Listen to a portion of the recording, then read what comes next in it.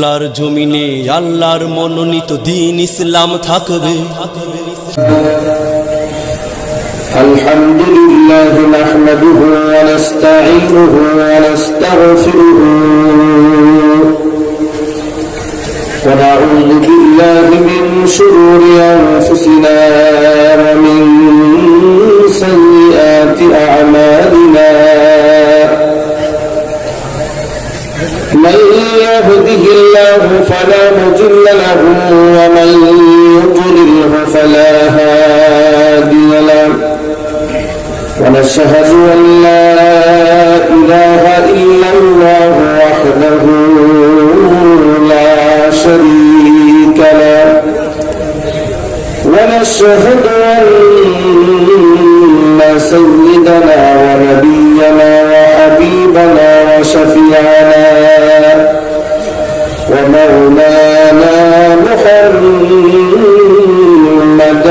عبده ورسوله الذي أرسله بالحق بشيرا ونذيرا وداعيا إلى الله بإذنه وسراجا منيرا. فقد قال الله تعالى في كلامه المجيد وفي فرقانه الحميد: أعوذ بالله من الشيطان الرجيم. بسم الله الرحمن الرحيم. إن الله وملائكته يصلون على النبي يا أيها الذين آمنوا صلوا عليه وسلموا تسليما.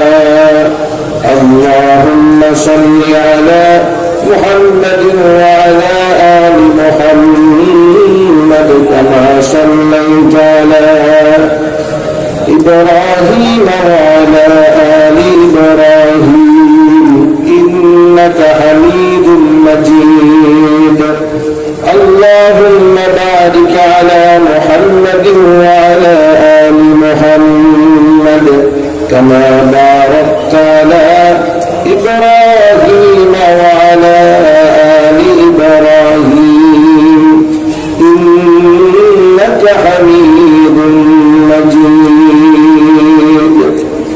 محبت प्राण खुले शक्ल जिक्र करो ला इलाहा इल्लल्लाह ला इलाहा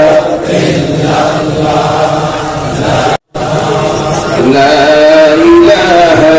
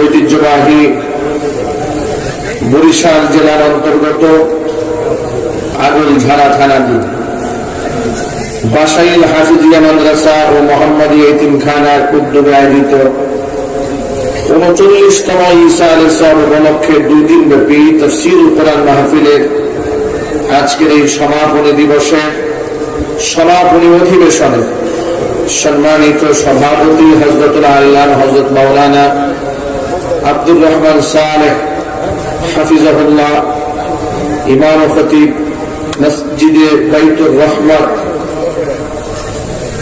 আলকার চট্টগ্রাম, উপস্থিত রয়েছেন আজকে তাফসীর কোরআন মাহফিলের সম্মানিত বিশেষ অতিথি আবু সালেহ মোহাম্মদ লিটন সাহেব, সাধারণ সম্পাদক বাংলাদেশ আওয়ামী লীগ আগৈলঝাড়া উপজেলা শাখা।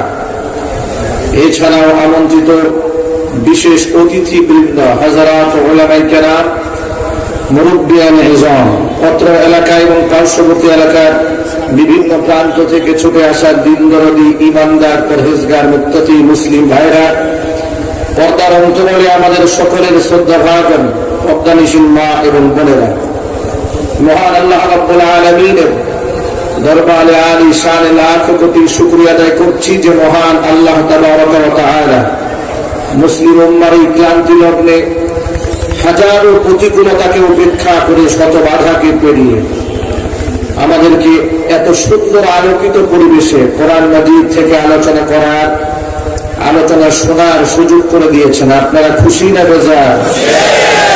কম না বেশি? উচ্ছ্বসিত কণ্ঠে খুশি মনে মন প্রাণ উজাড় করে আল্লাহ সুবহানাহু ওয়া তাআলার শেখানো ভাষায় শুকরিয়া আদায় করছি। জবান ছেড়ে দিয়ে সকলে একযোগে বলছি আলহামদুলিল্লাহ। রব্বানা লাকাল হামদ হামদান কাসীরা তাইয়িবান মুবারাকান ফীহি রব্বানা লাকাল হামদু কামা ইয়ানবাগী লিজালালি ওয়াজহিকা ওয়া আযীমি সুলতানিকা। আল্লাহ সুবহানাহু ওয়া তাআলা আজকে তাফসীরুল কোরআন মাহফিলকে কবুল করুন। বাসাইল হাফিজিয়া মাদ্রাসা ও মোহাম্মদিয়া ইতিমখানাকে আল্লাহ পাক কিয়ামত পর্যন্ত কবুল করুন। মাদ্রাসার সকল হাজাত আল্লাহ পাক তার গায়বী খাজানা থেকে মিটিয়ে দিন। মাদ্রাসায় যারা জায়গা দিয়েছেন, প্রতিষ্ঠা করেছেন, শুরুলগ্ন থেকে যারা সময় দিয়েছেন, বর্তমানে যারা সময় দিচ্ছেন, আল্লাহ পাক সকলকে মাফ করে দিন। যত ভাইরা বোনেরা আজকে তাফসীরুল কোরআন মাহফিলে সমবেত হয়েছেন, আল্লাহ সুবহানাহু ওয়া তাআলা আজকের মাহফিলের ওসিলা করে সকলকে হেদায়েতের কামিলা নসিব করুন।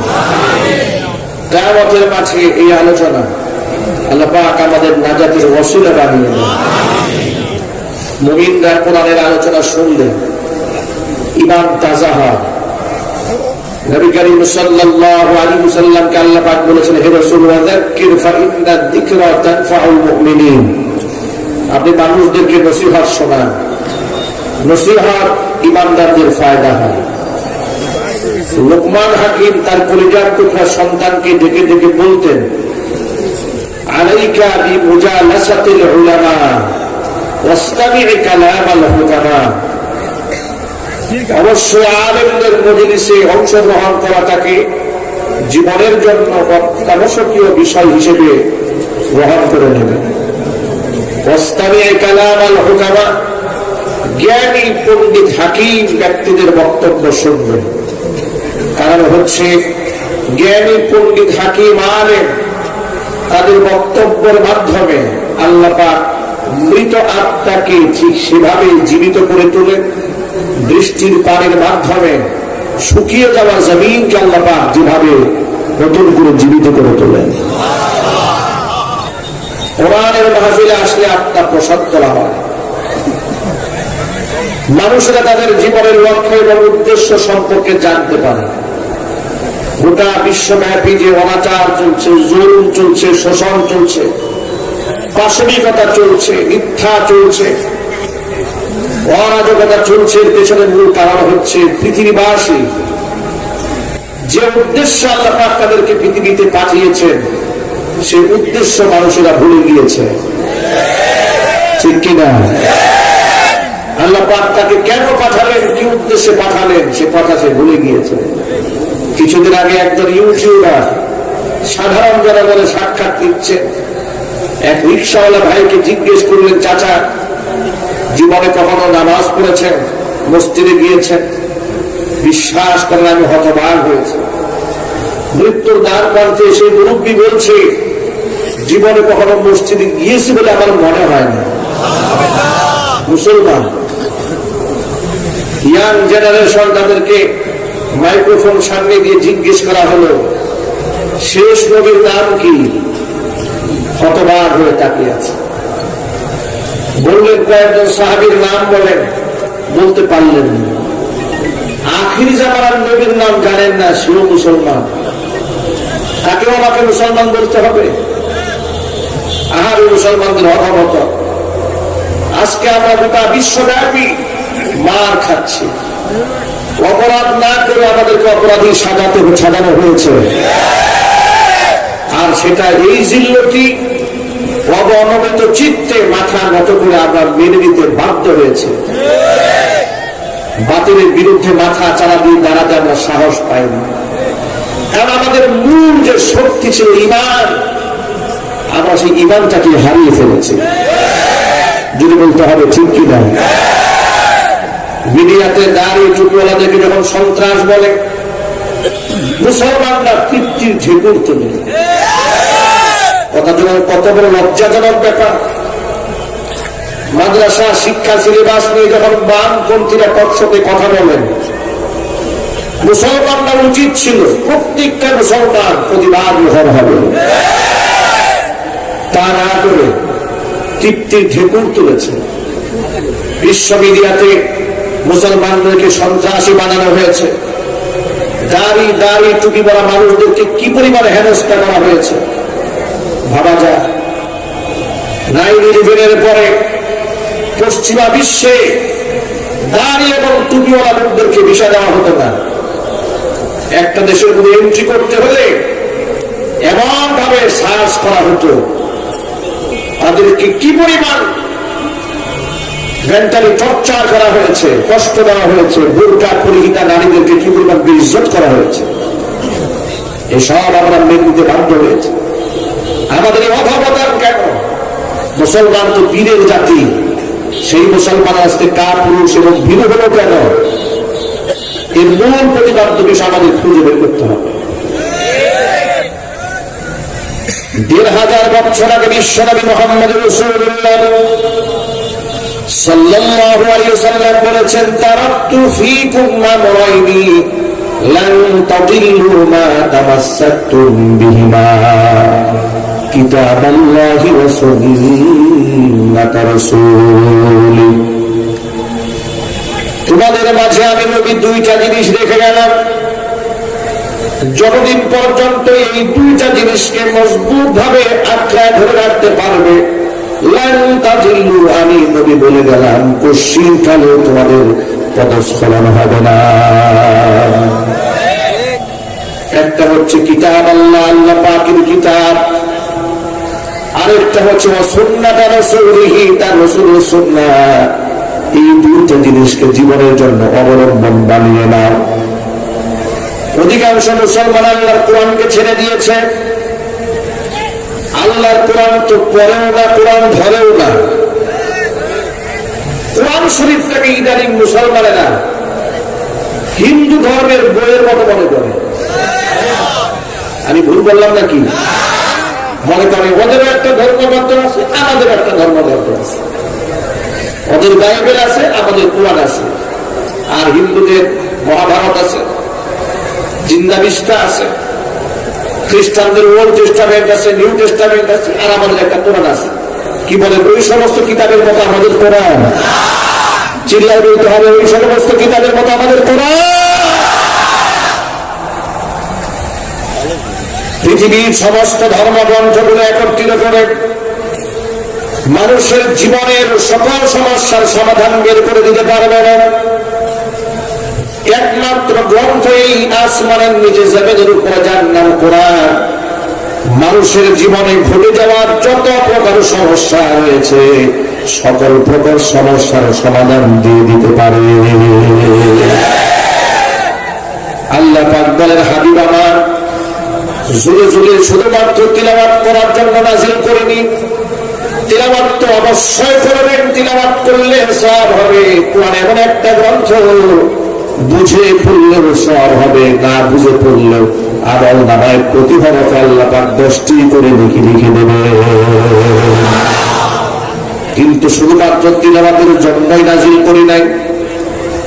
وَنَزَّلْنَا عَلَيْكَ الْكِتَابَ تِبْيَانًا لِكُلِّ شَيْءٍ وَهُدًى وَرَحْمَةً وَبُشْرَى لِلْمُسْلِمِينَ। এমন কিতাব নাজিল করেছে আপনার উপরে, তিবিয়ানান লিকুল্লি শাইইন, সব কিছুর বর্ণনা সুস্পষ্টভাবে আমি লিখে দিয়েছি। বিচারপতি হওয়ার পরে কিভাবে বিচার করবে কোরআন বলে দিয়েছে। রাজনীতিবিদ নেতা হওয়ার পরে কেমনে সমাজ পরিচালনা করবে কোরআন নাজিল করে আমি বলে দিয়েছি। ব্যবসায়ী তার ব্যবসা প্রতিষ্ঠানে বসে কিভাবে ব্যবসা পরিচালনা করবে পৃথিবীর অন্য কোনো ধর্মগ্রন্থে এগুলো লেখা নাই। এগুলা যে কিতাবের মধ্যে লেখা আছে তার নাম হলো কোরআন। আলহামদুলিল্লাহ বলবেন না? আজকে দেশে যখন ধর্ষণ বাড়ে, সংসদে বুদ্ধিজীবীদেরকে দাওয়াত দেওয়া হয়, বুদ্ধিজীবীরা আপনারা একটু সব সলিউশন দেন। শিয়ালকে ডাকে মুরগির নিরাপত্তার ব্যাপারে মিটিং করার জন্য। কি বলেন আপনারা? যদি শিয়ালদেরকে ডাকা হয়, আগুন ঝরাতে বিরাট একটা সমাবেশ হবে। কি সমাবেশ? ইদানিং মুরগিরা সব হারিয়ে যাচ্ছে, এই জন্য সেই মিটিং এর সভাপতি হচ্ছে এলাকার সবচেয়ে বড় শিয়ালটা, সেক্রেটারি হচ্ছে পাতি শিয়াল, আর সেই অনুষ্ঠানে প্রধান অতিথি হচ্ছে খ্যাক শিয়াল। এরপরে শ্রোতা মন্ডলী যারা আছে তারা হচ্ছে এই যে অনুসারী ছোট ছোট শিয়াল। এখন এই শিয়ালরা বসে এমন সিদ্ধান্ত দেবে যাতে করে মুরগি আর দেশে একটা বাকি না থাকে। চিল্লায় বলে ঠিক কিনা? আজকে তো সবারই তাই হচ্ছে। যাদের কারণে জেনা ব্যবচার হচ্ছে, যাদের থিম চিন্তা চেতনায় এই দেশটাকে পশ্চিমা কালচারের দিকে ঠেলে দেওয়া হচ্ছে, ইসলামিক সংস্কৃতিকে ধ্বংস যারা করছে, বুদ্ধিভিত্তিক প্রচেষ্টার মাধ্যমে কোরআন সুন্নাহ ইসলামিক কৃষ্টি কালচার তাহজিব তামাদ্দুনকে যারা প্রতিনিয়ত হিত করছে, ওই সমস্ত বুদ্ধিজীবীদেরকে পক্ষ দাওয়াত দিয়ে বলা হলো এবার আপনারা একটু মিটিং করেন। আর তারা এমন মিটিং করলো, মিটিং এর রেজাল্ট গুলো তারা বলে ফেললো ওয়াজ মাহফিলের কারণে ধর্ষণ বেড়েছে। আমি কি মিথ্যে কথা বললাম? এটা আমি আগেই বলেছি, খ্যাক শিয়াল পাতি শিয়াল দিয়ে যদি মিটিং করা হয় তাহলে কি অবস্থা হবে? ভাইরা আমার, এই জন্য বলি এই সমস্ত শিয়ালদেরকে দায়িত্ব দিয়ে ধর্ষণ রোধ করা যাবে না। ধর্ষণ যদি বন্ধ করতে চান, ১৫০০ বছর আগে নবী করিম সাল্লাল্লাহু আলাইহি ওয়াসাল্লাম যে থিম অ্যাপ্লাই করেছিলেন সমাজের ভিতরে সেটাকে কার্যকর করুন।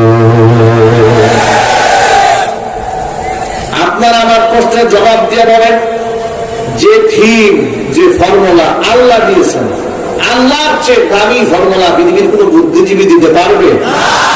এটা কি আদৌ সম্ভব হবে? মানুষ তো আইন করতে গিয়ে এক পক্ষ বাঁচাতে গিয়ে আরেক পক্ষকে গুল্লায় ফেলে দেয়। আর একটা বাস্তব উদাহরণ হচ্ছে আমাদের সমাজে নারী নির্যাতন মামলা আছে না? নারীদের অধিকার রক্ষার জন্য আইন করা হয়েছে নারী নির্যাতন মামলা। এই মামলাটা করতে গিয়ে, এই আইন প্রণয়ন করতে গিয়ে এদেশে কি পরিমাণ পুরুষরা নির্যাতিত হচ্ছে তার আপনারা খবর রাখেন না। আমি একজন আলেম হিসেবে, কেন্দ্রীয় মসজিদের জিম্মাদার হিসেবে আমার কাছে কি পরিমাণ সালিসার বিচার আছে। এক লোক এসে বলছে, হুজুর বিরাট বিপদে আছি, বছর খানেক হয়েছে বিবাহ করেছি, আমার স্ত্রী আমার পাশে একই বিছানায় শুয়ে তার বয়ফ্রেন্ডের সাথে মোবাইলে চ্যাট করে। তাকে হিদায়াতমূলক বহু বয়ান শোনাইছি, আপনাদের ওয়াজ নসিহত শোনাইছি, কোনোভাবেই তার ওয়াজও ধরে না। অনেক সময় রোগ যদি বেশি গাঢ় হয় তখন দেখবেন অ্যান্টিবায়োটিক ছাড়া এটা ভালো হয় না। কথা বলতে হবে ঠিক কিনা? অনেক বুঝিয়েছি, ভালো তো হয় না, উল্টা আমাকে ঠেক দেয়, আমাকে চাপ দিবা, যৌতুকের মামলা দিব তোমার নামে। চিন্তা করে কি মুসিবতে করেছে বেচারা স্বামী। তিনি বলছেন, হুজুর আমি এমন অসুবিধা আছি, মান সম্মানের ভয়ে না পারি কথা কাউকে বলতে, না পারি আমি শুনতে। এই অবস্থা এমন হয়েছে, কোন এক বেউকুফ আলেমের মুখে বয়ান শুনেছে, পাগড়ি করে নামাজ পড়লে তিনি আর শোয়াবো না। এরপরে মসজিদে ঢুকছে, তৈরি করে করে নামাজে ঢুকার পরে এখন হুজুর বলেছে পাগড়ি করে নামাজ পড়লে সব বেশি হবে। আশপাশের পাগড়ি কাপড় খুঁজে পাচ্ছে না। অনেক দিন তালাশ করে দেখার পরে এত পাগড়ি খুঁজা লাগে কেন? পাগড়ি তো পিছিয়ে আছে, লুঙ্গিটা খুলে মাথায় বেঁধে ফেলছে। সুন্নত আদায় করতে গিয়ে ফরজকে নষ্ট করে দিয়েছে। কোনভাবে নারী অধিকার বাস্তবায়ন করতে গিয়ে তারা সুন্নত আদায় করতে গিয়ে ফরজ নষ্ট করে এই দেশের অসংখ্য পুরুষকে নির্যাতনের শিকার বানিয়ে দিয়েছে। এ হচ্ছে মানুষের বুদ্ধিভিত্তিক আইনের ফসল। পক্ষান্তর কোরআনী ফর্মুলাটা কি? এটা একটু লক্ষ্য করো।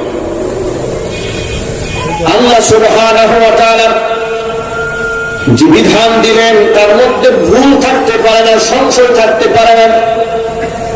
জিনা ব্যভিচার বন্ধ হবে, ধর্ষণ বন্ধ হয়ে যাবে। ১৫০০ বছর আগে আল্লাহর হাবিব সাল্লাল্লাহু আলাইহি ওয়াসাল্লামকে আল্লাহ পাক ডেকে বললেন, নবীজি ইয়া আইয়ুহান নবী কুল লিআজওয়াজিকা ওয়া বানাতিকা ওয়া নিসাইল মুমিনিনা ইউদিনিনা আলাইহিন্না মিন জালাবিবিহিন ذلك أدنى أن يعرفن فلا يؤذين وكان الله غفورا رحيما ومر نبي قل لأزواجك আপনি আপনার স্ত্রীদেরকে বলে দিন, ওয়া বানাতিকা আপনার কন্যাদেরকে বলে দিন, ওয়া নিসাইল মুমিনিনা মুমিনা নারীদেরকে আপনি বলে দিন নীতিমালা। প্রয়োজনে ঘরের বাহিরে যখন তারা যাবে, পরপুরুষের সামনে যাওয়ার যদি প্রয়োজন হয়ে যায়, তারা যেন নিজের চেহারা অবয়ব যেন খোলামেলা না রেখে রাস্তায় যেন বের না হয়। অবশ্যই ইউদিনিনা আলাইহিন্না মিন জালাবিবিহিন্না, জিলবাব দিয়ে, উড়না দিয়ে, চাদর দিয়ে যেন আমাদের মস্তকটা তারা আবৃত করে নেয়। যদি এই নীতি অবলম্বন করে তো কি ফায়দাটা কি? আল্লাহ নিজেই ফায়দা বলছেন, যালিকা আদনা আইয়ুরাফনা, তারা মুসলিম স্বাধীনা নারী, এটা চিনে নেওয়া সহজ হয়ে যাবে। ফালা ইউযাই, এদেরকে উত্তপ্ত করা হবে না, বিরক্ত করা হবে না, এদেরকে ইমপ্রিজন করা হবে না। সুবহানাল্লাহ বলবেন না? এই ফর্মুলা কি আজকে নাযিল হয়েছে নাকি? এই ১৫০০ বছর আগে কোরআনী ফর্মুলা আল্লাহ পাক এই নীতি দিলেন। আরেকটু একবার সামনে বাড়েন। আল্লাহ সুবহানাহু ওয়া তাআলা নারীদেরকে বললেন, একান্ত প্রয়োজনে ঘরের বাহিরে যদি যেতেই হয়, জিলবাব দিয়ে, হিজাব দিয়ে, লম্বা পর্দা দিয়ে আপাদমস্তক ঢেকে ফেলবেন। আপাদমস্তক ঢেকে ফেলে যখন রাস্তায় বের হবে, তুমি ইফতিজিনের শিকার হবে না। একদিক থেকে নারীদেরকে দায়িত্বশীল বানিয়ে দেওয়া হলো। এই একই সূরার আরেকটা আয়াত লক্ষ্য করেন, আল্লাহ সুবহানাহু ওয়া তাআলা বলছেন, وَإِذَا سَأَلْتُمُوهُنَّ مَتَاعًا فَاسْأَلُوهُنَّ مِنْ وَرَاءِ الْحِجَابِ ذَلِكَ أَطْهَرُ لِقُلُوبِكُمْ وَقُلُوبِهِنَّ। ও সাহাবীরা, নবীর স্ত্রীদের কাছে যদি তোমাদের কিছু চাওয়ার প্রয়োজন হয় কিংবা কিছু জানার প্রয়োজন হয়, ফাসআলুহুন্না মিন ওয়ারাই হিজাব, খবরদার নবীর স্ত্রীদের সামনাসামনি হওয়া যাবে না, মুওয়াজাহাত হওয়া যাবে না, ফেস টু ফেস হওয়া যাবে না। চাওয়ার প্রয়োজন যদি হয়ে যায়, ফাসআলুহুন্না মিন ওয়ারাই হিজাব, পর্দার আড়াল থেকে চেয়ে নেবে। এই নীতি অবলম্বন করলে ফায়দা কি হবে? শোনো, যালিকা আতহারু লিকুলুবিকুম ওয়া কুলুবিহিম। এর দ্বারা তোমাদের আত্মাও, তোমরা পুরুষ যারা আছো তোমাদের আত্মাও পবিত্র থাকবে, নারীদের আত্মাও পবিত্র থাকবে, শয়তান ধোঁকা দেওয়ার কোনো সুযোগ পাবে না। সুবহানাল্লাহ বলে ইচ্ছা করলো না? কি সুন্দর সুন্দর কোরআনী ফর্মুলা, এত সুন্দর স্পষ্ট ফর্মুলা, লিখিত ফর্মুলা থাকার পরেও মুসলমানরা এই ফর্মুলা বাদ দিল, বাদ দিয়ে বুদ্ধিজীবীদেরকে একাত্তরে দেওয়ার জন্য। এরপরে বুদ্ধিজীবীরা গরম গরম কফি খায় আর বোরকার বিরুদ্ধে ওয়াজ করে। কথা বলতে হবে। ফর্মুলা এখানে শেষ হয়নি, আর একটু একবার সামনে বাড়েন। আল্লাহ সুবহানাহু ওয়া তাআলা আরো একটু ফর্মুলা দিলেন, কুল লিল মুমিনিনা ইয়াগুদ্দু মিন আবসারিহিম ওয়া ইয়াহফাযু ফুরুজাহুম যালিকা আযকা লাহুম ইন্নাল্লাহা খাবীরুম বিমা ইয়াসনাউন। নবীজি আপনি মুমিন পুরুষদেরকে বলে দিন তারা যেন পরনারী থেকে চক্ষুকে নিম্নগামী করে রাখেন, ওয়াহফাযু ফুরুজাহুম, লজ্জাস্থানকে যেন হেফাজত করে। যদি পরনারী থেকে যদি চক্ষুটাকে নিম্নগামী করে রাখে, লাভটা কি শোনেন?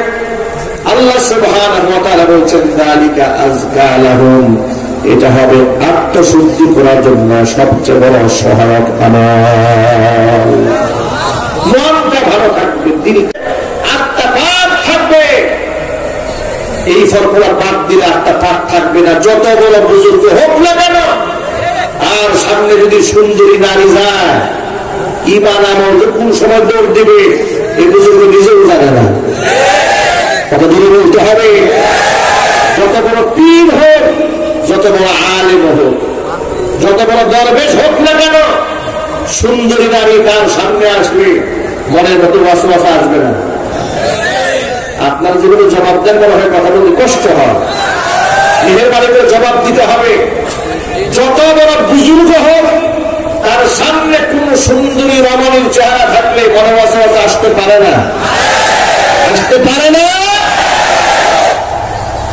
বলে আমার পীর সাহেব বড় বড় বুজুর্গ, আয়নার মতো চকচকে আত্মা। পীর সাহেবের পায়ে মহিলা পুলিশ সেজদায় করে আছে। বাস্তবতা আছে না? হাতে হাত থেকে বায়াত করাচ্ছে। এখানেই শেষ নয়, আমার কাছে সব এভিডেন্স আছে। পীর সাহেব মুরিদ মহিলার সাথে মোয়ানাকা করছে। ভাবতে পারে পুরুষ মুরিদের সাথে মুসাফা করে, মহিলা মুরিদের সাথে মোয়ানাকা করে। এই দিন বাংলাদেশে আছে। এমন কি আশ্চর্যের ব্যাপার হচ্ছে, এমন ভণ্ড প্রতারকদের দরবারে হাজার হাজার মানুষ যাচ্ছে। গরু নিয়ে রওনা হয়েছে, ছাগল নিয়ে রওনা হয়েছে, নিজের বাবার নামে খবর পায়, অন্যের বাবাকে বাবা ডাকতে ডাকতে মুখ দেখা করে ফেলেছে।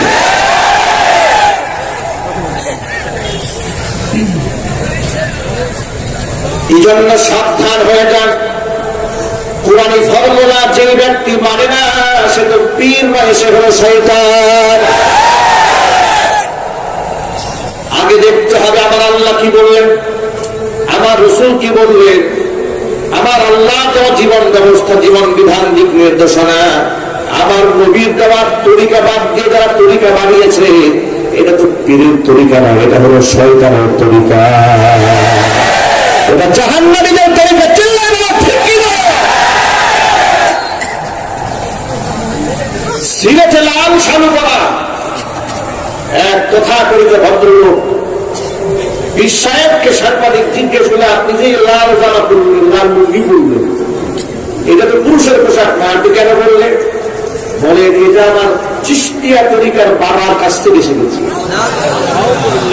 তখন সাংবাদিক একটু চালাক করত, সাংবাদিক বেদনা করে, প্রখর বেদা স্পষ্ট করে বললেন, আচ্ছা আপনার বাবা যদি লাল শাড়ি পরে থাকে, আপনারা বলেন তো, আপনি বলেন নবী করিম সাল্লাল্লাহু আলাইহি ওয়াসাল্লাম তো লাল পোশাক পুরুষের প্রতি নিষেধ করে, আপনি বললেন কেন? আপনার বাবা বললেন রাসূল বলেন।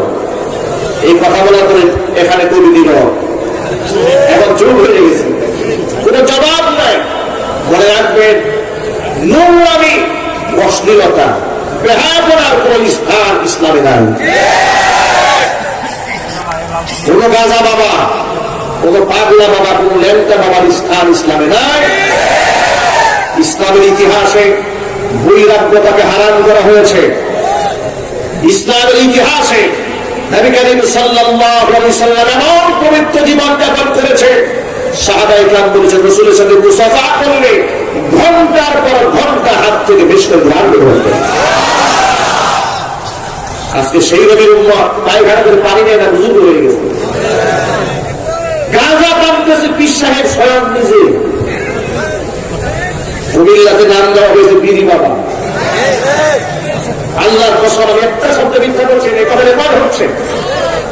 বিড়ি বাবা রেখে উঠে সাজদা, অসংখ্য নারী পুরুষ শিশু বাচ্চারা বিড়ি টানতেছে। আমি এগুলো দেখি আর আশ্চর্য হই, মানুষ কি এত বড় আলোচনা বলতে পারে? মানুষ এত বেউকুফ হতে পারে? এই বিজ্ঞানের চরমোত্তর সময় মানুষের মেধা নাকি বিকশিত হয়েছে, মানুষ নাকি সচেতন হয়েছে, মানুষ আজকে কত আধুনিক হয়েছে। মানুষ এখন মঙ্গল গ্রহে পথ বরাদ্দ দিচ্ছে, ঠিক কি না? মানে সে বিড়ি খাওয়ার পরে বিড়ি খাই নাকি ব্যথা ভালো হয়েছে।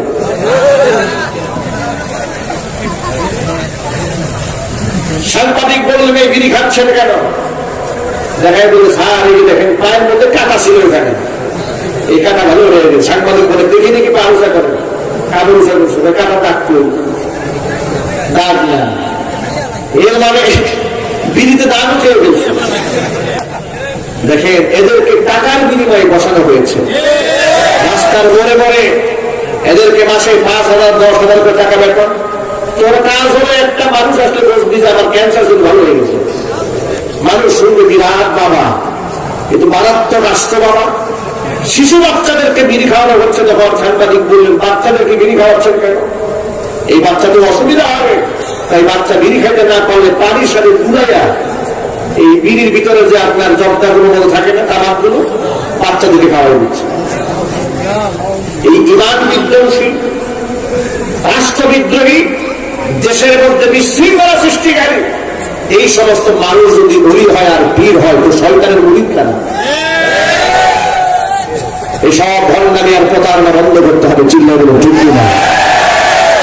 এই কথাগুলো বললাম আপনাদের সামনে এই জন্য, যেখানে আল্লাহ সুবহানাহু ওয়া তাআলা সাহাবীদেরকে বললেন রাসূলের স্ত্রীদের সামনে যাওয়া যাবে না, আপনারা এক বাক্যে জবাব দিবেন নবীর স্ত্রীগণ আমাদের কি হন? সবাই জানেন না এই প্রশ্নের আনসার? সবাই বলেন না নবীর স্ত্রীগণ আমাদের কি হন? মা হন। কত সম্মানের বাক্য যারা। আর সাহাবায়ে কিরাম রাদিয়াল্লাহু তাআলা আনহুম আজমাইন, তাদের চরিত্র আর নজর কি আমাদের মতো ছিল? সুবহানাল্লাহ, সুবহানাল্লাহ। যে সাহাবায়ে কিরাম রাদিয়াল্লাহু তাআলা আনহুম আজমাইন সামান্যতম গুনাহ হয়ে গেলে অস্থির পাগল করা হয়ে যেতেন, রাসূলের কাছে গিয়ে শাহাদাত তামান্না করতেন, শাস্তি চেয়ে নিতেন। একজন সাহাবীর নাম হচ্ছে মাইজ ইবনে মালিক আল আনসারী রাদিয়াল্লাহু তাআলা আনহু। একদিন হুজুরের সামনে এসে বলছেন, তাহহিরনি ইয়া রাসূলুল্লাহ, ওয়া আল্লাহর হাবিব, গুনাহ করে আমি আমার দেহটা নাপাক করে ফেলেছি, আপনি আমাকে পবিত্র বানাবেন।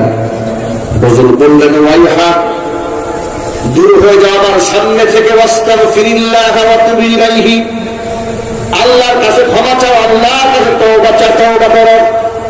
এভাবে কথা বলে হুজুর তাকে তাড়াই দিলেন। সাহাবী পরের দিন আবার এসে বলছেন, তাহহিরনি ইয়া রাসূলুল্লাহ, নবীজি আমি নাপাক করে ফেলেছি, আমার দেহটাকে আপনি পবিত্র বানিয়ে দেন। আল্লাহর হাবিব একই উত্তর করে তাকে দ্বিতীয়বার পাঠিয়ে দিলেন। তৃতীয়বারের মতো সাহাবী আবার আসছেন, ইয়া রাসূলুল্লাহ, আপনি আমাকে পবিত্র বানান, আমি তো নাপাক হয়ে গেছি। হুজুর বললেন, ফীমা তাহহিরুকা, সাহাবী এমন কি গুনাহ করেছো যে গুনাহ থেকে তোমাকে আমি পবিত্র বানাবো? মাইজ ইবনে মালিক আল আনসারী রাদিয়াল্লাহু তাআলা আনহু বলছেন, মিনাজ জিনা ইয়া রাসূলুল্লাহ, আল্লাহর নবী শয়তানের ওয়াসওয়াসায় করে আমি জিনা করে ফেলেছি, জিনার সাজা বাস্তবায়ন করে আপনি আমাকে পবিত্র বানিয়ে দেন। দুনিয়াতে আমি সাজা গ্রহণ করতে পারবো, কিন্তু কিয়ামতে জাহান্নামের আগুনে পড়তে চাই না। আল্লাহর হাবিব সাল্লাল্লাহু আলাইহি ওয়াসাল্লাম পৃথিবীতে ন্যায় এবং ইনসাফের প্রতীক ছিলেন। তিনি আবেগ আপ্লুত হয়ে পড়লেন না, কথা বলা মাত্র বিচার করবেন তাও হলো না। আল্লাহ নবী তাকে যাচাই বাছাই করার জন্য সিদ্ধান্ত নিলেন। কারণ হলো জিনার সাজাটা ইসলামের বড় মারাত্মক। অবিবাহিত যদি হয়, কোরআন বলে দিয়েছে অবিবাহিত নারী আর পুরুষ যদি জিনাকার হয়ে যায়, তাদের সাজা হচ্ছে প্রকাশ্য দিবালোকে 100 করে দুর্রা মারতে হবে। কোরআনই ফর্মুলা, এই ফর্মুলাটা কে দিয়েছেন বলেন তো আপনারা? আল্লাহ রাব্বুল আলামিন বলেন সূরা নূরের মধ্যে আল্লাহ বলছেন, আমার বানানো বয়ান নয়, الزانية والزاني فاجلدوا كل واحد منهما 100 جلدة ولا تأخذكم بهما رأفة في دين الله إن كنتم تؤمنون بالله واليوم الآخر وليشهد عذابهما طائفة من المؤمنين।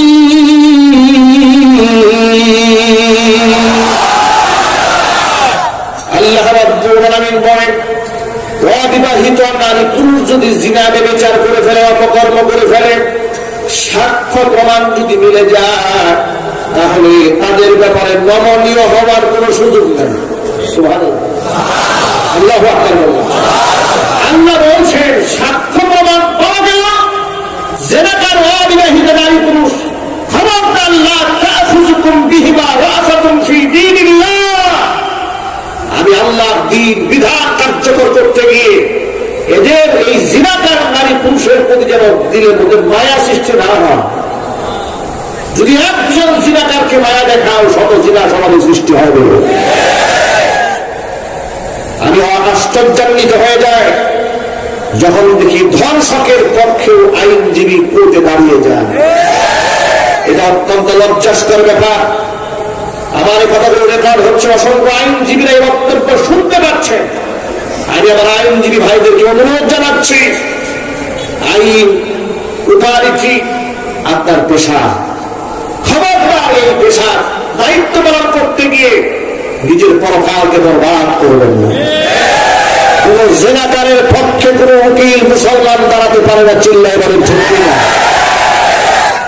কারণ পৃথিবীর কেউ না জানলে উকিল ঠিক জানবে ঘটনাটা কি। কথা বলেন ঠিক কিনা? উকিলের কাছে মক্কেল মিথ্যা কথা বলে না, সব সত্য বলে যে স্যার এই বস্তু, যে কোন আইনের পেশ দিয়া আমার একটু বাঁচাই দেয়। কথা বলেন ঠিক কিনা? আপনার কানে যেহেতু হক কথাটা ঢুকে, এই জন্য আল্লাহর কথা মনে রাখেন। আল্লাহ পাক বললেন, জিনা ব্যভিচার প্রমাণ হয়ে গেলে এদের ব্যাপারে নমনীয় হওয়া যাবে না। কি করতে হবে শোনেন, আল্লাহ পাক বলছেন, ফাজলিদু কুল্লা ওয়াহিদিন মিনহুমা 100 জালদা। নারী এবং পুরুষ উভয়কে 100টা দণ্ডা মারতে হবে, ব্যত্যাঘাত করতে হবে। এবং এই বেতের বাড়িটা আবদ্ধ রুমের মধ্যে মারলে হবে না, রিমান্ডে নিয়ে নির্যাতন করলে কাজ হবে না। এই 100 দণ্ডা মারতে হবে। وَلْيَشْهَدْ عَذَابَهُمَا طَائِفَةٌ مِّنَ الْمُؤْمِنِينَ। মুমিনদের একদল দাঁড়িয়ে থাকবে, প্রকাশ্য দিবালোকে 100টা করে দণ্ডা মারা হবে। যাদের মানুষ চোখে দেখে যে দুনিয়ার সাজা এই জিনা করলে এত মারাত্মক, যেন সে গুনাহে কাজ না করে। এটা হলো অবিবাহিত নারী পুরুষের ক্ষেত্রে বিধান। আর যদি জিনাকার পুরুষ কিংবা নারী যদি বিবাহিত হয়, তাহলে তার বিধান হচ্ছে কবর পর্যন্ত দাঁড়িয়ে দাও, চতুর্দিক থেকে পাথর মারো, কোনো মহব্বত নাই। আজকে বাংলাদেশে ধর্ষণের একটা মুসলমান 95% মুসলমানের দেশে বড় ধর্ষণের শিকার হয় একটা মা, একটা বউ। কল্পনা করা যায়? এই দেশের ইতিহাস কত নোংরা ইতিহাস, জাহিলের যুগের ইতিহাস আমরা পড়েছি। কোনদিন প্রায় 3 বছর শিশু কন্যা ধর্ষিত হয়েছে, আর এই দেশে 3 বছর শিশু কন্যাকে জরায়ু ব্লেড দিয়ে কেটে ধর্ষণ করেছে। ধর্ষণ লজ্জায় মাথা হেট হয়ে যায়, গত হয়ে যায়। 95% মুসলমানের দেশে যে মানবরূপী নর পশু এমন অমানবিক কাজ করেছে, প্রদর্শনী বলকে পাথর দিয়ে তাকে জমিন ছেড়ে বিদায় করে দিতে হবে। চিল্লায় বলে ঠিক কিনা?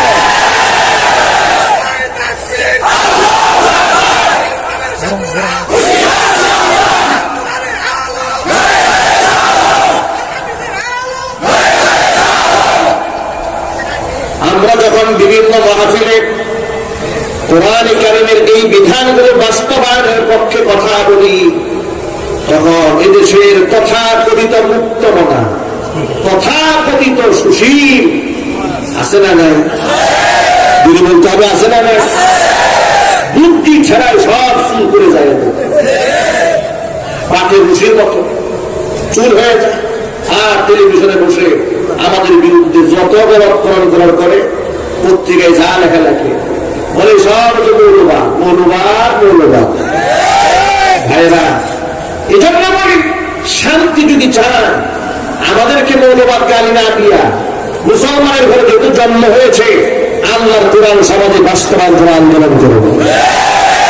এখানে আওয়ামী লীগের ভাইরা আছে, আওয়ামী লীগ বড় বড় নেতারা আছে, তারা মুসলমান, তারাও কোরআন চায়, তারাও ইসলাম চায়। আমি বাংলাদেশের আওয়ামী লীগের বড় বড় লিডারের সাথে পার্সোনালি আমার সম্পর্ক আছে, আমি কথা বলেছি। যখন নাস্তিকদের ব্যাপারে আমরা রাস্তায় আন্দোলন করেছি, আমার গাজীপুরের বড় বড় লিডারদেরকে আমরা সেই মিছিলে সামিল করেছি। তারাও বলছে নাস্তিকদের ফাঁসি হোক, এটা আমরা চাই হুজুর। আমার প্রশ্ন হচ্ছে, যেখানে আওয়ামী লীগ, বিএনপি, জাতীয় পার্টি, জামাত ইসলাম সর্বদলের মুসলমানরা একমত নাস্তিকের সর্বোচ্চ শাস্তি মৃত্যুদণ্ড চায়, তাহলে সে আইন বাংলার মাটিতে হয় না কেন, বাধা করা যায় সেটা চিহ্নিত করতে হবে। মুসলমান ভাইয়েরা, আগুন ঝরার মাটি থেকে সুনাম দিতে হবে, আন্দোলনের দাবানো চতুর্দিকে ছড়িয়ে দিতে হবে, নাস্তিক বক্তাদের ফাঁসি দিতে হবে।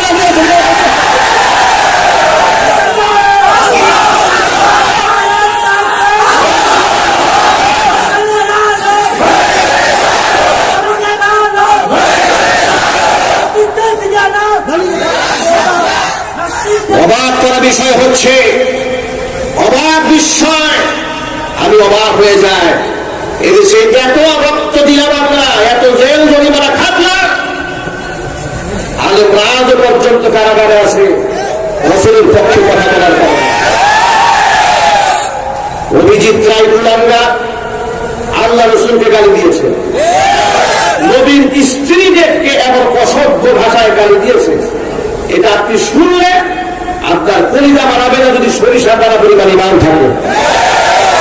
এদেশে যদি প্রকৃত আইন থাকতো নাস্তিকদের ব্যাপারে, আমার দেশের কোন যুবক, কোন মুজাহিদ নিজের হাতে আইন তুলে নিত না। যখন তারা দেখে আসাদুলের মতো একটা কুখ্যাত মুশরিক নাস্তিক লাইভে এসে বলে যে কোরআন শরীফের উপর পেশাব করবো, তার বিচার হয় না, সে জামিন পেয়ে যায়। এই দৃশ্য যখন মুসলমান দেখে, তখন সহ্য করতে না পেরে নিজেরা আইন তুলে নিয়ে এই অভিজিৎ রায়কে জাহান্নামের টিকিট করে পাঠিয়ে দিয়েছে। যদি বলেন ঠিক কিনা? কিছুদিন আগে মামলা রায় হয়েছে, তাদেরকে ফাঁসির রায় দেওয়া হয়েছে। 95% মুসলমানের দেশে রাসূল প্রেমিক, আশিক রাসূল, নবীর সম্মান রক্ষা করতে গিয়ে যারা এমন একটা প্রতিষ্ঠান এবং জাহান্নামের টিকিট ধরিয়ে দিয়েছে, তাদেরকে ফাঁসির রায় কার্যকর করার আগে নাস্তিকদেরকে ফাঁসির রায়ে ঝুলাতে হবে, চিল্লাই বলতে হবে।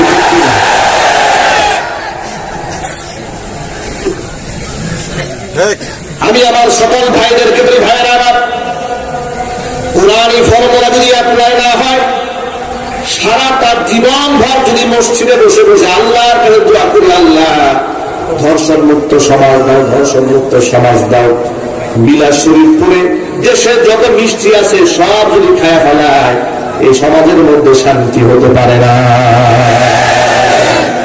কি কাজ হবে? খানকা শরীফ যতগুলো আছে মসজিদ যদি সারা বাংলাদেশের প্রত্যেকটা উপজেলার 50টা করে বানান, সব বানাবেন, কিন্তু আল্লাহ যে ফর্মুলা দিলেন, মান্য করলাম না, মানলাম না, ধরলাম না, স্পর্শ করলাম না, ওই সমস্ত মসজিদ দিয়ে সমাজের মধ্যে শান্তি হবে না। মসজিদে টাইলসের দরকার নাই, এসির দরকার নাই, মসজিদের মধ্যে ফ্যান লাগবে না যদি তার মধ্যে তাকওয়া থাকে, তার মধ্যে হেদায়েত থাকে। মসজিদের মধ্যে আলিশান মিম্বরের দরকার নাই, খেজুর গাছের মধ্যে দাঁড়িয়ে আল্লাহর হাবিব রাষ্ট্র পরিচালনা করেছেন, চিল্লায় বলেন ঠিক কিনা? মসজিদের মিম্বরকে শক্তিশালী করতে হবে। সমাজের কোন বিপদ যাবে না, ইমাম সাহেবের দিকে চোখরা নিয়ে কথা বলবে, আর হক কথা বললে ইমাম সাহেবের চাকরি যাবে তা হবে না। সমস্ত মুসল্লিরা একত্রিত হয়ে ইসলাম বিদ্বেষী অনেক বিদ্বেষী সেই প্রভাবশালী মুখটাকে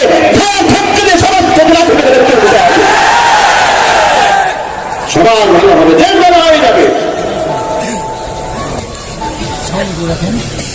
প্রিয় ভাইয়েরা, আবার কোরআন মাজিদে আল্লাহ সুবহানাহু ওয়া তাআলা বললেন, জিনাকারদের ব্যাপারে নমনীয় হওয়া যাবে না, বিধান কার? আল্লাহ নামে কষ্ট হয় ভাইয়েরা, চিল্লায় বলেন বিধান কার? আল্লাহ পাক বলেন বিধান আমার মান্য করবি তুই, তুই আমার গোলাম, তুই আমার বান্দা। তোকে আমি আইন বানাতে পাঠাই নাই, আইন তো আমি বানাবো, তুই খালি পালন করবি।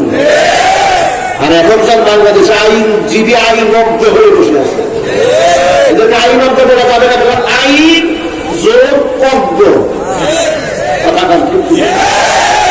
এই হচ্ছে আইন অজ্ঞ। এমন আইন অজ্ঞ হয়েছে, একদিকে থাকতে গিয়ে আরেকদিকে ভুলে দেবে। আল্লাহ পাক বলেন তোদের আইন দরকার না, আইন তো আমি দিয়েই দিয়েছি। সুবহানাল্লাহ। আল্লাহ পাক বলেন প্রকাশ্য দুর্ঘটনা দেখ কেমনে ধর্ষণ দূর হয়, 1 নম্বর করবো। 2 নম্বর, বিবাহিত যদি হয়ে যায় প্রকাশ্যে এদেরকে সঙ্গে সার করে দাও, পাথর মেরে শেষ করে দাও। আর এটা প্রকাশ্যে করবা, দেখবা দেশ থেকে ধর্ষক পালাই যাবে। আজকে পার্কে পার্কে জুড়াই জুড়াই কপট কপতি পাই না পাই আছে না? হসপিটালের পেছনে মানব সন্তান পাওয়া যায়, বাচ্চা ডাস্টবিনে, কি লজ্জা করবেন? এটা মুসলমানদের দেশের যে রাস্তাঘাটে বাচ্চা পাওয়া যায় আর সেই বাচ্চার বাচ্চা খুঁজে না পাওয়া যায়, এর চেয়ে লজ্জাস্কর কথা কি হতে পারে? এটা তো বেঈমানদের দেশটা, মুসলমানের দেশটি যেমন যুক্তি নয়। এই জন্য বিবাহটাকে সহজ করা উচিত, জিনাকে কঠিন বানিয়ে দিতে হবে। আজকে যদি বিবাহ বাংলাদেশে সহজ হতো, জিনা অধিকাংশ ক্ষেত্রে কমে যেত। কিন্তু অত্যন্ত দুঃখ এবং পরিতাপের বিষয়, এই দেশে বিবাহ অনেক কঠিন করা হয়েছে, সুপরিকল্পিতভাবে কঠিন বানানো হয়েছে, মেকানিজম করে। 18 বছর আগে মেয়েকে বিবাহ দেওয়া যাবেই না, 18 বছর আগ পর্যন্ত এরা কি শিশু থাকে? কত দরদ এবং কত মহব্বত, শিশু মা হয়ে যাবে, শিশুর পেটে আরেক শিশু আসবে, নারীদের বনস্ফলন হবে, তাদের অবনতি হবে, কত মায়া মহব্বত। কিন্তু প্রশ্ন হলো, এই 17 বছরের শিশু যখন বয়ফ্রেন্ডের হাত ধরে ধরে পার্কে পার্কে থাকে, তখন আর দরদ নাই। চিন্তা বলতে হবে, বিবাহের জন্য যদি 18 বছরের নিচে আইন না নামতে পারে, বিবাহের ক্ষেত্রে নীতিমালা যেমন তৈরি করা হয়েছে, জিনার জন্য আরো ভয়ঙ্কর নীতিমালা তৈরি করতে হবে। ভালোবাসা দিবস, বেহায়া দিবস, পহেলা বৈশাখ, এই দেশে যা আছে সুখ দিবস, এই দেশে সুখ দেয় আনন্দ। বাস্তবতা আছে না? দিবস হলো সুখ দিবস, কামনা করা উচিত। জাতীয় সুখ দিবস কামবেন, দোয়া করুন আল্লাহর কাছে, তা না করে হাসাহাসি করে, ফুল বিতরণ করে, মিষ্টি খায়। আরে বেটা, সুখ দিবসে যদি মিষ্টি খাও তাহলে কামবে কোন দিবসে? এই কথাগুলো কে বুঝবে? আমরা জিহারাতের মধ্যে আছি, মূর্খতার মধ্যে আছি। বিভিন্ন স্কুলের পিছনে দেখা থাকে দোয়া মাহফিল, মিলাদ এবং দোয়া মাহফিল, সেখানে মেয়েদেরকে এনে ডিজে পার্টি দিয়ে গান বাজা। আমি আপনি এখন বললে আমি এখন ইউটিউবে ছাড় দিয়ে দলিল দেখাই দেব, পিছনে লেখা দোয়া মাহফিল, ক্যামেরা মেয়েকে ডিজে গান বাজাচ্ছে, মেয়েকে নাচাচ্ছে। এই হচ্ছে দোয়ার আয়োজন। 1000 বছর আগের আবু জেহেলের চাইতে বর্তমান আবু জেহেল আরো বেশি মারাত্মক। এই জন্য এই জিহাদ থেকে বের হয়ে আসতে হবে আল্লাহ পাকের কোরআনের দিকে, সমাজের মধ্যে শান্তি প্রতিষ্ঠা হবে। আল্লাহ যেন তৌফিক দান করুন, চিল্লাতে পারি। ওয়াজিবান ভাইয়েরা আমার, আল্লাহর হাবিব সাল্লাল্লাহু আলাইহি সাল্লাম রহমতের নবী, মায়ার নবী, দয়ার নবী আমার, তার কাছে নালিশ করা হলো, নবীজি আমি পরকালে জাহান্নামের আগুনে পড়তে চাই না, আপনি আমাকে পবিত্র বানায় দেন। আল্লাহ নবী সাথে সাথে অ্যাকসেপ্ট করলেন না, হুজুর গোয়েন্দা লাগাই দিলেন, এলাকায় যাও, এই মায়ের মাথা ঠিক আছে নাকি আগে দেখো, লোকটা কি পাগল নাকি। এলাকার মধ্যে লোক পাঠিয়ে দেওয়া হলো, তার এলাকার মানুষের কাছ থেকে জবানবন্দি নেওয়া হলো। এলাকার লোকেরা জবানবন্দি দিলেন যে না, মাইজ ইবনে মালিক সম্পূর্ণ সুস্থ মানুষ। হুজুর বললেন যদি তার মধ্যে পাগলামি না থাকে তাহলে দেখো তো আশারিবাল সামরা সে মদ খাইছে নাকি, কারণ মদ যদি কেউ পান করে তাহলে তার নেটওয়ার্ক নষ্ট হয়ে যাবে, ঠিক কি না। বউকে মা বলে, মাকে বউ বলে, এই জন্য মদ ফুলের কোন সম্মান না দুনিয়াতে আছে না আখিরাতে আছে। এদেরকে দুনিয়াতে বউর ঝাড়ু পিঠা খায়, আখিরাতে ফেরেশতাদের গুরুজুর বাড়ি খায়, ঠিক না, ঠিক কি না। এই জন্য মদের সাথে নেশার সাথে কোন মুসলমানের সম্পর্ক থাকতে সব করে এক ভূত পান করা যায় নাকি। বিবাহের অনুষ্ঠানে এই পরিবেশ রক্ষা করতে গিয়ে হুজুর একদিন হুস্কি খাইছিলেন, খুব গল্প করে বলে। আমি এক ঘরোয়া পরিচয়ের কথা বলছিলাম, যেদিন 1000 বছর আগে রাসূল পাক সাল্লাল্লাহু আলাইহি ওয়াসাল্লাম বললেন আমার উম্মতের কিছু লোকেরা মদ খাবে। সাহাবাইদের খুব অবাক হয়ে গেল, কি বলেন মদ তো হারাম, এই মুসলমান মদ খাবে? হুজুর হ্যাঁ খাবে, শুধু মদ খাবে না, মদের নামে বদলাইবে।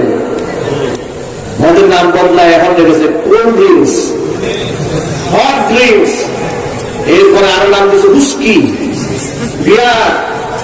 কি এগুলো মদ না? মদ না, বছরের অনুষ্ঠান নাকি এগুলো না খাইলে নাকি বিবাহ হবে না। এই জন্য তারা মনে করে একটু খাইলে অসুবিধা নেই, এটা হাই সোসাইটি, বিরাট উঁচায় থাকে তারা, এমন উঁচায় থাকে নিজের বউ ড্রাইভারে নিয়ে যায় খবর লাগে।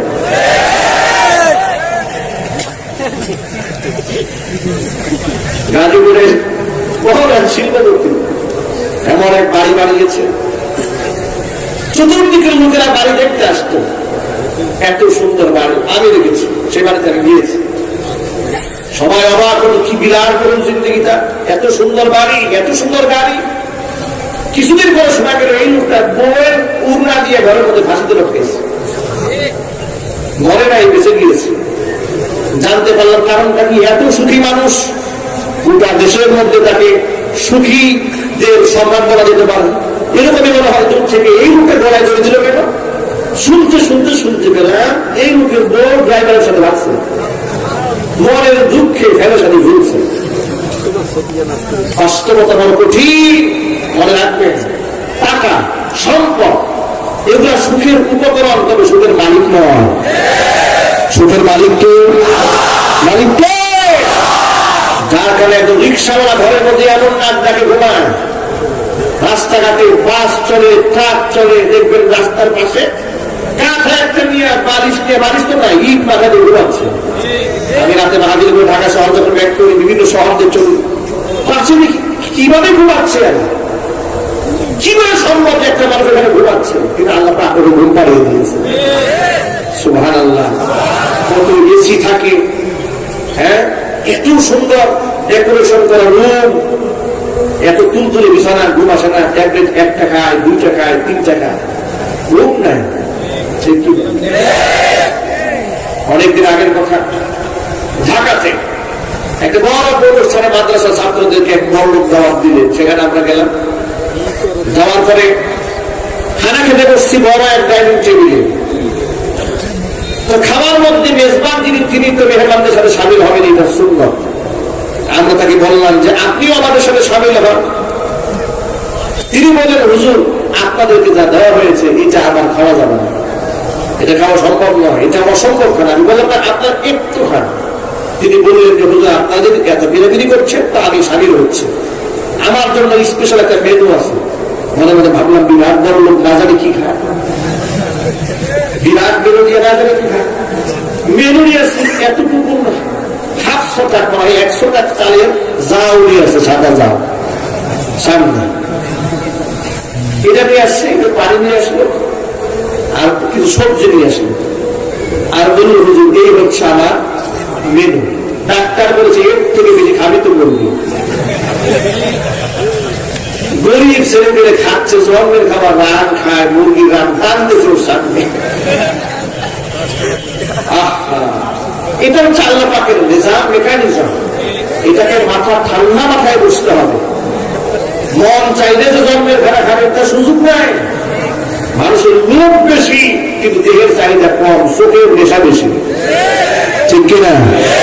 আচ্ছা, 1000 কোটি টাকার মালিক হয়ে 1000 কোটি টাকাতে করবে কে করতে বলো? অসংখ্য জায়গা জমি করে থাকে, যে জায়গা জীবনে পাও রাখে নেয়, সে চায় আমি আরো জায়গা কিনব। আর কিছু লোক আছে 3.5 হাত জায়গা অনেক শোয়ার জন্য। ছোট্ট একটা উদাহরণ দিই, বাংলাদেশের এক প্রতিষ্ঠিত শিল্পপতি নুরুল ইসলাম বাবুল সাহেব, যমুনা গ্রুপের মালিক। যমুনা ফিউচার পার্ক যারা দেখেছেন, এই উপমহাদেশের মধ্যে মনে হয় যে সবচেয়ে বড় মার্কেট ফিউচার পার্ক, আলো ঝলমলে অবস্থা, এশিয়ার মধ্যে সবচেয়ে বড় মার্কেট, বৃহত্তর মার্কেট। এই মার্কেটের মালিক, তার শ্রমিক ছিল 50,000 তার শ্রমিক। এই লোকটা যখন মারা গেলেন কিছুদিন আগে তার কবরের ছবি দেখলাম ফেসবুকে। কবরটার মধ্যে বয়লা ফেলা পড়ে আছে, ওখানে লেখা আছে যমুনা গ্রুপের মালিক জনাব নুরুল ইসলাম বাবু সাহেবের কবর। কেউ নেই কোথায় তার কবরের চাকচিক্য। এটা তাকে তুচ্ছ করার জন্য বললে আল্লাহ পাক তাকে জান্নাত দান করে, আল্লাহ তাকে ক্ষমা করে। তার ওসিলায় অসংখ্য মানুষের রিজিক পেয়েছে, অনেক মানুষ কর্মসংস্থান পেয়েছে। তাকে ছোট করার জন্য বলিনি, বাস্তবতা বলবো। আমি তার গাড়ি বহর দেখেছি, তার গাড়ি দেখলে আপনার মনে হবে আমেরিকার প্রেসিডেন্ট আছে, বিশাল দামি গাড়ি বহর দেখেছে। চোখের সামনে দেখেছি আমরা এগুলো। 1000 একর জমির মালিক আজকে ছোট্ট একটা জায়গা নিয়ে শুয়ে আছে। কথা বলতে হবে, ঠিক কিনা? বাস্তব। এই জন্য আল্লাহ নবী বলেছেন, মানুষ যা খায় সেটা তার, মানুষ যেটা করে সেটা তার, মানুষ আল্লাহ রাস্তায় যেটা দান করে সেটা তার, আর বাদবাকি সম্পদ যা আছে সেটা তার নয়। মানুষ শুধু বলে মানি মানি, আমার মাল আমার মাল। আল্লাহ নবী বলেন আদম সন্তানের পেট ততক্ষণ ভরবে না যতক্ষণ না কবরের মাটি তার মুখ দিয়ে ঢুকবে। সোনার একটা পাহাড় যদি আদম সন্তানকে দেওয়া হয়, আদম সন্তান স্বপ্ন দেখে আবার আরেকটা সোনার পাহাড় যদি হয়, আরেকটা সোনার পাহাড় হওয়ার পরে আদম সন্তান স্বপ্ন দেখে আরেকটা সোনার পাহাড়ের মালিক যদি আরে হতে পারতাম। মানুষের চাহিদা শেষ থাকে না ভাই আমার। এই জন্য সকল ভাইদেরকে বলি, বাস্তবতা বোঝার চেষ্টা করতে হবে। টাকা পয়সা সুখের উপকরণ করতে, তবে সুখের মালিক নয়। সুখের মালিককে সবাই বলেন, সুখের মালিককে, ইজ্জতের মালিককে, সম্মানের মালিককে। এই জন্য দুনিয়াতে যতদিন আমরা বেঁচে আছি, আল্লাহ পাক যদি ধন দেন, সম্পদ দেন, ধন সম্পদ গুলা এতিমখানায়, মাদ্রাসায়, গরিব অসহায়দের পেছনে আমরা ব্যয় করব। আমি যা ব্যয় করব সেটা আমার পরকালের ইনভেস্ট, আর যা খাবো সেটাই আমার দুনিয়াতেই শেষ। বাদবাকি যা থাকবে সম্পদ গুলো আমার নাই।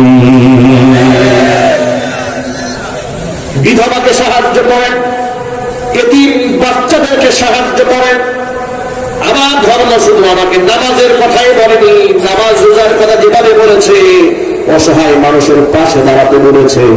ইসলাম হচ্ছে মানবতার ধর্ম, ইসলাম হচ্ছে ইনসাফের ধর্ম, ইসলাম হচ্ছে সাম্যের ধর্ম, ইসলাম হচ্ছে সার্বজনীন ধর্ম। জুড়ে বলেন আল্লাহু আকবার। আমার চিল্লাই বলেন আল্লাহু আকবার।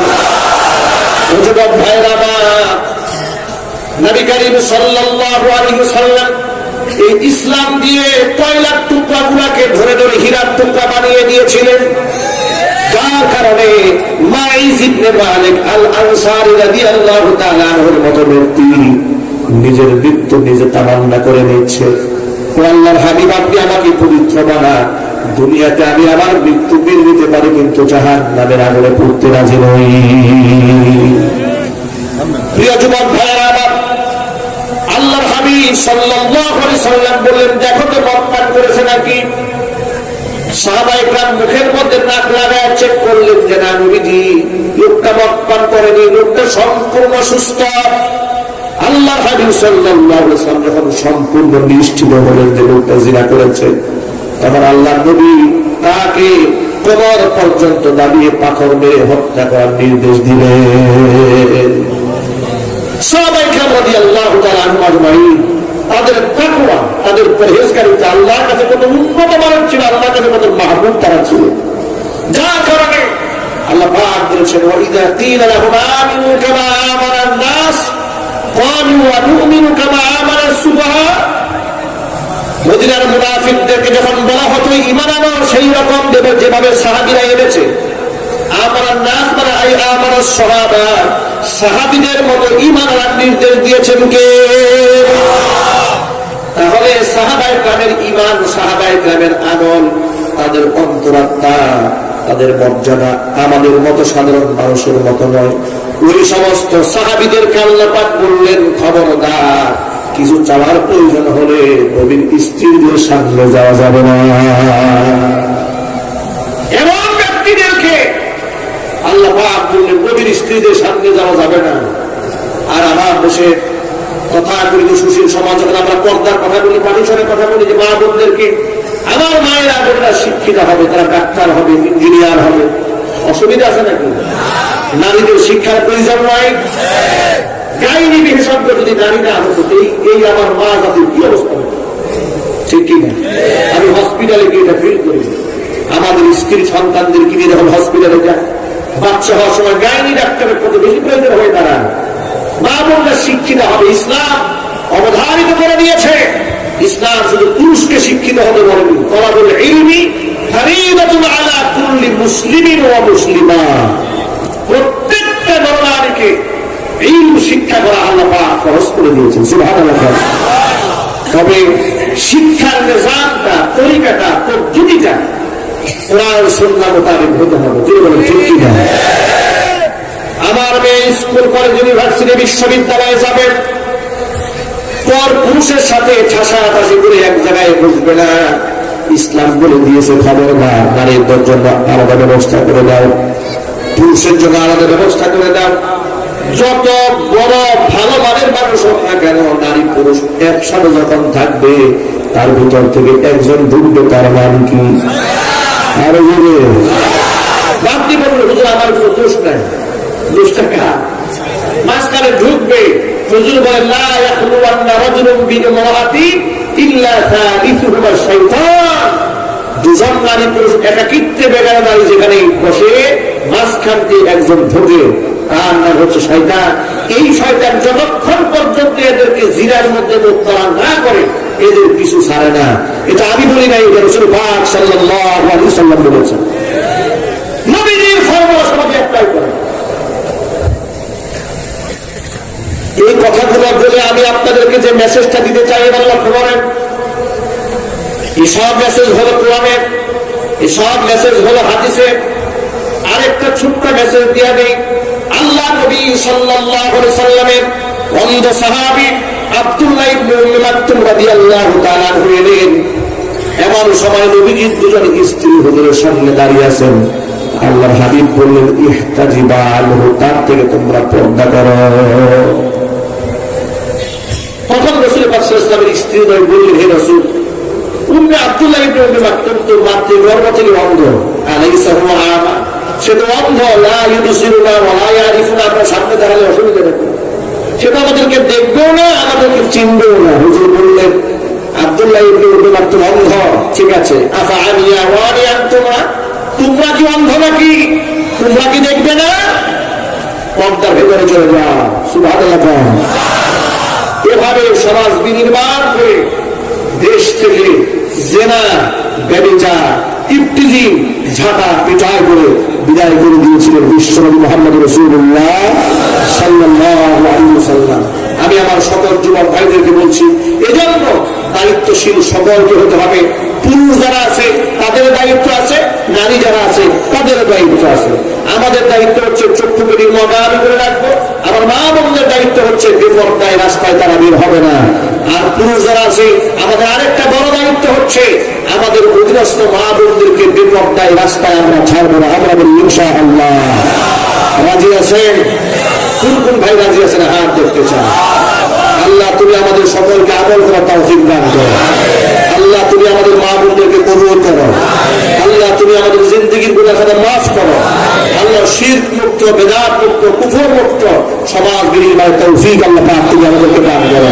জিনা ব্যভিচার ইত্যাদি মুক্ত সমাজ গড়ার তৌফিক আল্লাহ তুমি আমাদেরকে দান করো।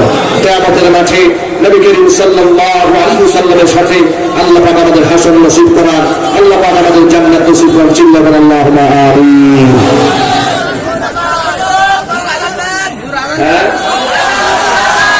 আযান ভাইরা, আমার মাথায় তো একটা ব্যথা আছে, যন্ত্রণা আছে, প্রোগ্রাম আমার আরেকটা আছে, সেটা আরো দূরে, মোল্লার হাতে। তা সেখানে আমাকে যেতে হবে না, আমার তো তাড়াহুড়ো আছে। তা আপনারা যদি বেশি তারা দেখান তাহলে আরো সমস্যা। তারা দেখাবেন, তারা দেখাবে তার সবের সাথে একটুখানি বসেন, আমি 5-10 মিনিটের মধ্যে আমি শেষ করে দিচ্ছি ইনশাআল্লাহ। আমি আপনাদের কাছে অনুরোধ জানাচ্ছি একটা মাদ্রাসা কওমিয়া, কওমি মাদ্রাসা প্রতিষ্ঠিত হয়েছে। এখান থেকে শত শত হাফেজ কোরআন বের হবে, আলেম দ্বীন বের হবে। এখান থেকে ছেলেরা হাফেজ হয়ে, আলেম হয়ে তাদের ইলম এবং আমলের মাধ্যমে গোটা সমাজকে আলোকিত বানাবে, গোটা বিশ্বময় তারা ছড়িয়ে পড়বে। এটাকে আমরা চাই না। আপনাদের হাতে আমি কোনো কানেকশনের বক্তা নয়, আপনাদের হাতে শুধু রুমালটা আমি ছেড়ে দেবো। উপস্থিত এখানে যে যা আছে, যে যা পারে মুক্ত হস্তে আপনার দান করে যাবেন ইনশাআল্লাহ। আপনারা দেখেছেন কত চমৎকার তারা আয়োজন করেছেন। আমি অবাক হয়েছি, গ্রামের মধ্যে এত বড় প্যান্ডেল তারা করেছেন। আল্লাহ সুবহানাহু ওয়া তাআলা তাদের মনটাকে আল্লাহ পাক আরো বড় বানিয়ে দেন, এই প্রতিষ্ঠানকে আল্লাহ আলোকিত বানান। আমি স্বেচ্ছাসেবক ভাইদেরকে বলছি, আপনারা মেহেরবানি করে ভিতরে চলে যান। আর এই মাদ্রাসায় উন্নয়ন করবে কোনো ভাই যদি 5,000, 10,000, 20,000, 2,000, 1,000 করে টাকা দিয়ে সামিল থাকতে চান, মেহেরবানি করে আপনার নামটা বলবেন। আমি এখনই কিছু সময়ের মধ্যে আব্দুল জায়না 3,000 টাকা দান করেছে। আল্লাহ পাক ভাইয়ের দানকে কবুল করে মঞ্জুর করে সকলে বলেন আল্লাহুম্মা আমিন। ভাই উঠা বসা করবেন না, 5-10 মিনিট সময় দিতে হবে। বসে যান।